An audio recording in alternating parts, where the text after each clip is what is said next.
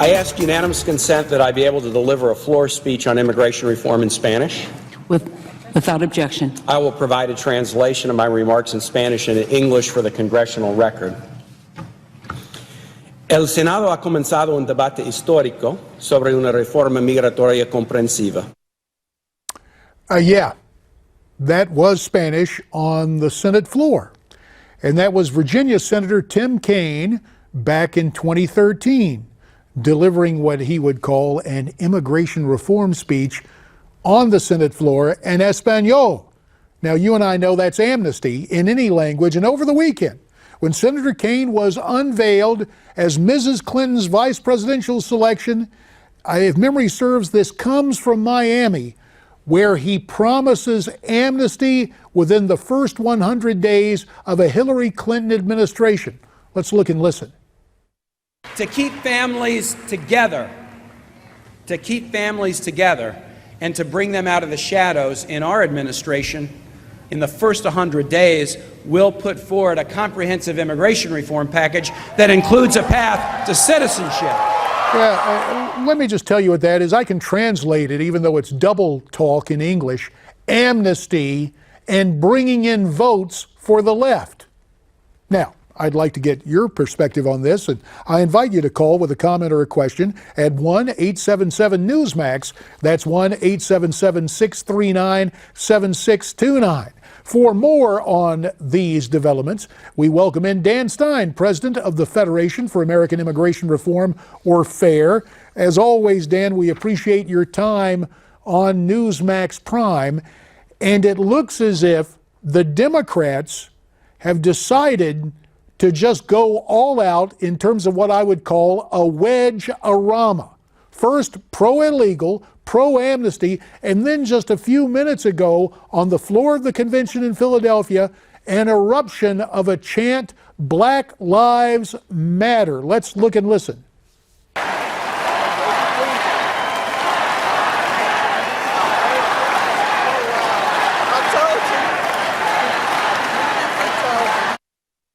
Not all lives matter, but Black Lives Matter.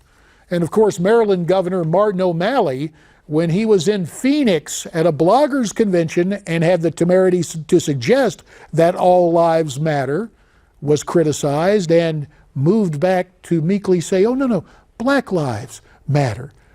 What is going on with the Democrat Party? Is this balkanization intentional just for political benefit?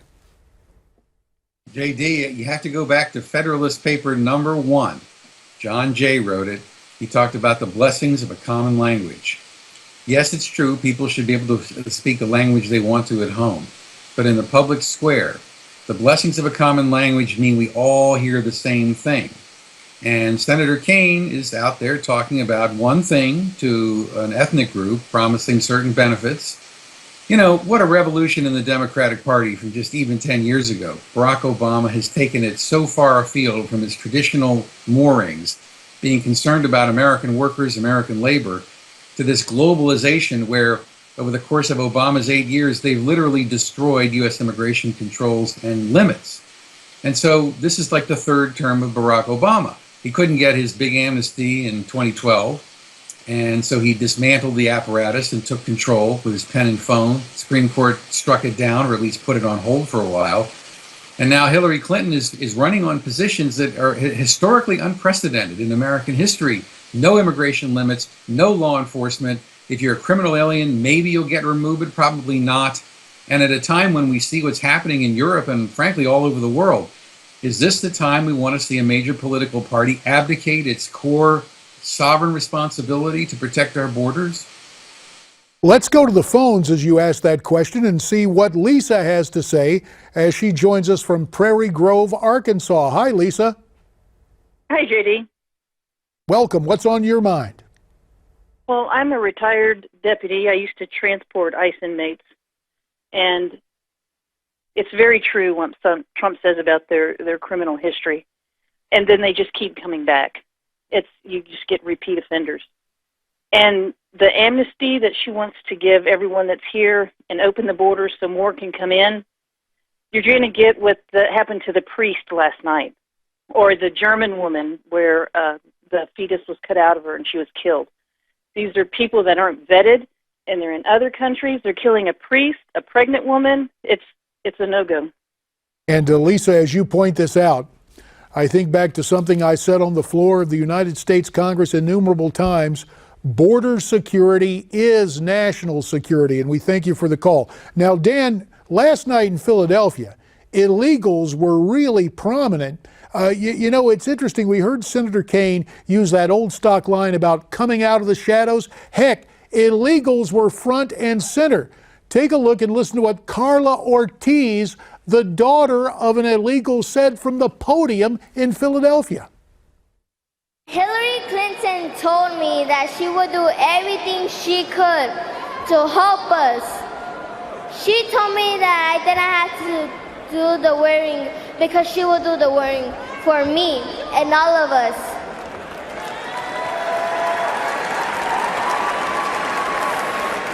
She wants me to have the worries of an 11-year-old, not the weight of the world on my shoulder.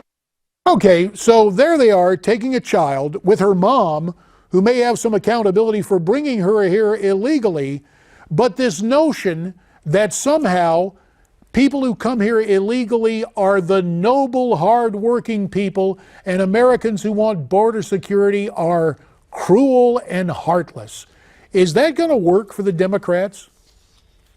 Well, if it does work, then the country's in deep trouble, because this is base political corruption, JD. By any stretch of the imagination, it's machine-style politics where politicians are basically giving out the right to live and work in this country in exchange for votes. This is graft. This is Tammany Hill machine-style politics at the expense of public safety and national self-determination. This is a serious national crisis. That when you have a political party that is essentially abandoned, whether you want to call it weakness, you know what Churchill once said, JD? He said, weakness is not treason, but it can be just as dangerous.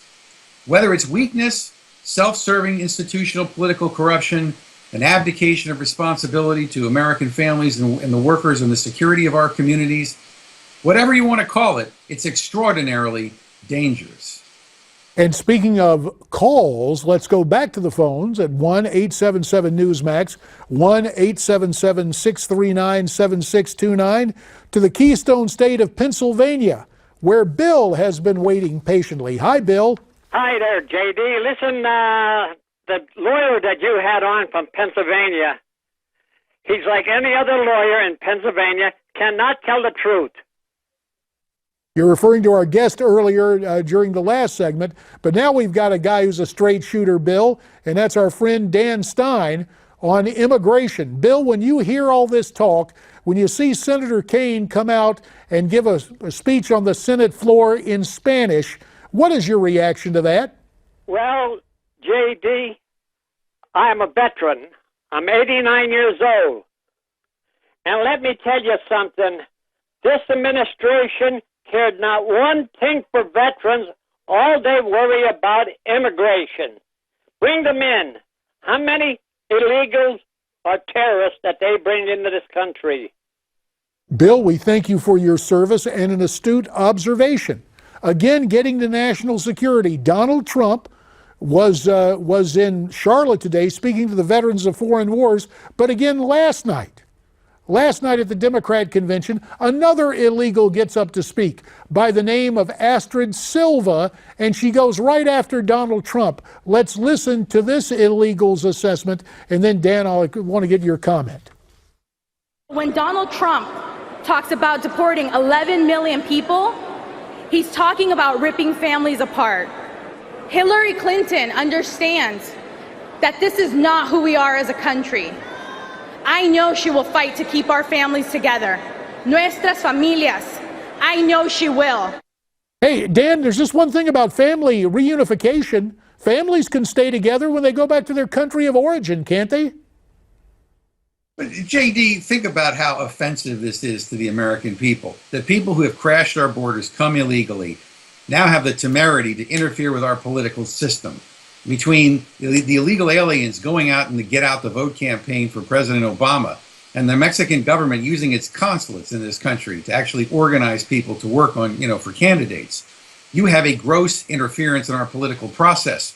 We don't owe this young lady anything as a nation. What we owe her is a certain amount of respect, which implies, one, addressing her in the English language, as she has to us. That's when politicians talk in Spanish to any constituency, they're demeaning them by saying, oh, you can't learn English. Well, it's worse than that, Dan. When I had some friends taking Spanish, and of course there's Spanish population in Arizona, I'd say to them, oh, you boys going to go take your class in surrender? Because it's a cultural surrender and part of the mindset. Dan Stein from the Federation for American Immigration Reform. Dan, we appreciate your time tonight on Newsmax Prime. Now, when we come back, Chris Peranto, one of the guts-up heroes of Benghazi, from the convention, next.